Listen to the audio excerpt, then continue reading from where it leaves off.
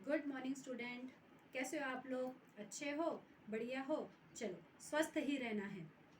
तो आज ये छठ पूजा इस पाठ का ये हमारा तीसरा वीडियो है। ठीक है। अभी तक हम लोगों ने क्या देखा था इसके पहले वाले वीडियो में कि बिहार और झारखंड यानी उत्तर पूर्वी भारत में एक बहुत ही बड़ा त्यौहार, बड़े तौर पर एक त्यौहार मनाया जाता है। उसका नाम है छठ पूजा। और ये जो त्यौहार है वो साल में, वर्ष में 2 बार मनाया जाता है। एक चैत्र चैत्र के महीने में और दूसरा कार्तिक में के महीने में। और वहाँ के जो लोग हैं वो यह त्यौहार जो है वो सूर्य भगवान के प्रति अपना आदर और विश्वास और श्रद्धा सम्मान प्रकट करने के लिए आयोजित करते हैं। ठीक है। और उसके बाद में आप लोगों को बताई थी मैंने कि जैसे यह त्यौहार आने वाला रहता है तो लोग जो है वो कई सप्ताह पहले से इसकी तैयारियों में लग जाते हैं। जैसे कि हमारे यहाँ भी हम लोग देखते हैं कि दीपावली का त्यौहार रहता है तो हम लोग भी कम से कम 1 महीना पहले से या 15 दिन पहले से हमारे यहाँ तैयारियाँ शुरू होती है। हम लोग खरीदारी करते हैं, घर को सजाते हैं, घर की सफाई करते हैं। तो बिल्कुल उसी तरह से क्या बोलते हैं, बिहार और झारखंड के लोग उसी तरह की तैयारियाँ इस छठ पूजा व्रत त्यौहार के लिए करते हैं। ठीक है। तो इस त्यौहार के लिए ये त्यौहार जो है वो 3 दिनों का होता है। और इसमें क्या करते हैं कि गन्ने की पतली पतली जो डंडी रहती है, पतली पतली जो लकड़ी रहती है, उससे देवी देवताओं की मूर्तियाँ बनाई जाती है। ठीक है। और उसके बाद में जो परिवार के जो लोग रहते हैं वो भगवान सूर्य की आराधना के गीत गाते हैं। फिर उसके बाद में जो देवी देवताओं की जो मूर्तियाँ रहती है उनके आसपास में बहुत सुंदर तरीके से सजाया जाता है। जैसे कि हम लोग भी, हमारे यहाँ लक्ष्मी पूजन होती है दिवाली के दिन, तो हम लोग किस तरह से सजाते हैं, है ना। बहुत ही, है ना, वो वहाँ की जो सजावट रहती है वो देखते ही बनती है कि हम पूरा फूलों से सजाते हैं। फिर दीप लगाते हैं बहुत सारे। फिर उसके बाद में मिठाइयाँ, उसके बाद में फल रखते हैं, है ना। तो उसी तरह से ये लोग भी है जो है वो अपने देवी देवताओं के सामने इस तरह से सजावट करते हैं। फिर उसके बाद में जो घर की स्त्रियां रहती है वो सूर्य देव के लिए भोजन तैयार करती है। और फिर ये सब लोग क्या करते हैं, घर परिवार के सभी लोग उस दिन नए वस्त्र पहनते हैं, नए कपड़े पहनते हैं और फिर बड़ी बड़ी टोकनियों में प्रसाद लेकर के जाते हैं जो घर में बनाया जाता है। और फिर नदी किनारे वो पूजा करने के लिए लेकर के जाते हैं। इतना हमने देखा था। हाँ, इसके साथ में कुछ कठिन शब्द भी हमने देखे थे। उपासना यानी आराधना, भक्ति, वस्त्र यानी कपड़े, धारण करना यानी पहनना। ठीक है। अब इसके आगे का भाग हम देखेंगे पेज नंबर 70 में, यहाँ नीचे से। आप लोग को ध्यान से सुनना है इसको और शब्दों के उच्चारण की तरफ ध्यान देना है। नदी के पानी में चाहे वह ठंडा हो चाहे गर्म, घंटों तक खड़े रहकर लोग पूजा के मंत्रों का उच्चारण करते हैं और सूर्य देव को अर्घ्य अर्पित करते हैं। तो ये लोग क्या करते हैं झारखंड और बिहार के लोग नदी के पानी में, अब दीपावली के समय में के बाद क्या हो जाता है कि वहाँ पर मौसम ठंडा हो जाता है। हमारे यहाँ महाराष्ट्र में इतनी ठंडी नहीं पड़ती, लेकिन उत्तर प्रदेश, उत्तर पूर्वी क्षेत्रों में क्या होता है कि ठंड शुरू हो जाती। फिर नदी में जाते हैं वो, चाहे वहाँ का पानी ठंडा हो या गर्म हो, वो वहाँ पर क्या करते हैं, घंटों खड़े रहते हैं और वहाँ पर लोग पूजा के मंत्रों का उच्चारण करते हैं। यानी पूजा करते समय जो मंत्र बोले जाते हैं, उच्चारण करना यानी बोलना, वो बोलते हैं और सूर्य देव को अर्घ्य अर्पित करते हैं। सूर्य देव को अर्घ्य, अर्घ्य यानी क्या होता है, सूर्य को जो जल चढ़ाया जाता है।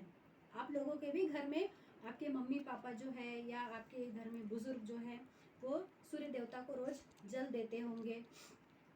तो ऐसे यहाँ पे देखो दिखाई दे रहा है चित्र में कि ये जो बुजुर्ग व्यक्ति है वो किस तरह से सूर्यदेव को अर्घ्य दे रहे हैं। तो इस तरह से अर्घ्य अर्पित किया जाता है, यानी भेंट, अर्पित यानी भेंट देना।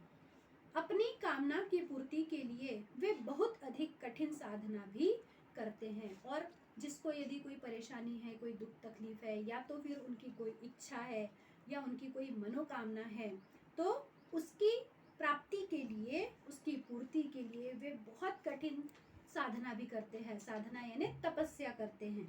ठीक है।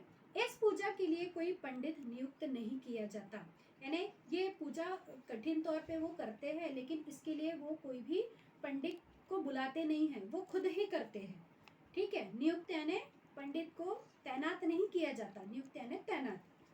पूजा के बाद छोटी छोटी टोकरियों में रखा गया प्रसाद सूर्य देव के आशीर्वाद का फल मानकर सर्वप्रथम घर की औरतों द्वारा खाया जाता है। और फिर पूजा होने के बाद में जो प्रसाद जो ये लोग लेकर के जाते हैं, उसके बाद उनको छोटी छोटी जो टोकरियाँ रहती है उसमें रखा जाता है।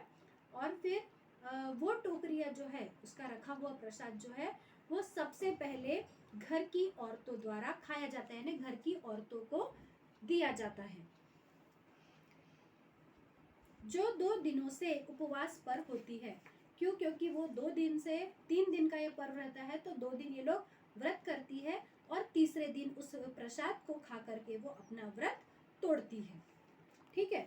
तो इस पढ़ाए गए अंश पर कुछ कठिन शब्द आए होंगे, वो हम देखेंगे अभी। जैसे कि ठंडा, क्योंकि वहां पर जो नदी का पानी कैसा रहता है? ठंडा। ठंडा यानी शीतल। ठीक है। उसके बाद में अर्घ्य। अर्घ्य यानी पूजन के लिए उसमें वो लोग दूध अर्पित करते हैं, कभी उसमें जल डालते हैं, जल में कभी दूध डाला जाता है, या फूल भी डालते हैं वो लोग। ठीक है। फिर अर्पित। अर्पित यानी भेंट करना। ठीक है।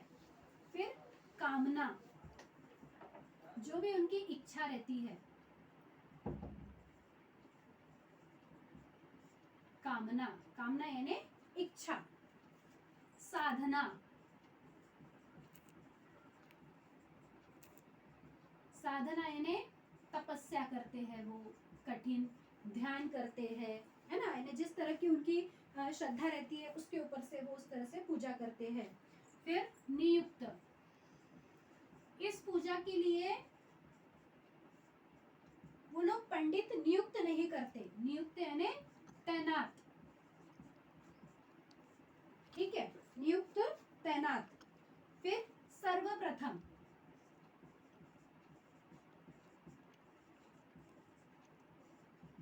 सर्वप्रथम यानी सबसे पहले। ठीक है। सर्वप्रथम यानी सबसे पहले। और उपवास,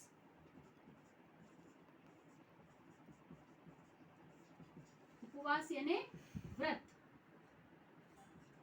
जो वहां की औरतें जो है वो 3 दिन व्रत रखती है, 2 दिन वो व्रत रखती है, और तीसरे दिन वो जो टोकरी में रखा हुआ प्रसाद रहता है वो सबसे पहले वहाँ की औरतों द्वारा खाया जाता है, क्योंकि वो 3 दिन का उनका उपवास होता है। तो हमने कौन कौन से कठिन शब्द देखे? ठंडा, ठंडा यानी शीतल। अर्पित, अर्पित यानी भेंट करना। कामना, कामना यानी इच्छा। साधना, साधना यानी तपस्या। नियुक्त, नियुक्त यानी तैनात। सर्वप्रथम यानी सबसे पहले। उपवास, उपवास यानी व्रत। ठीक है। तो बच्चों, आप लोग को समझ में आया? अब इसके आगे का थोड़ा सा पार्ट रह गया है, वो मैं आप लोगों को अगले वीडियो में समझाऊंगी। धन्यवाद।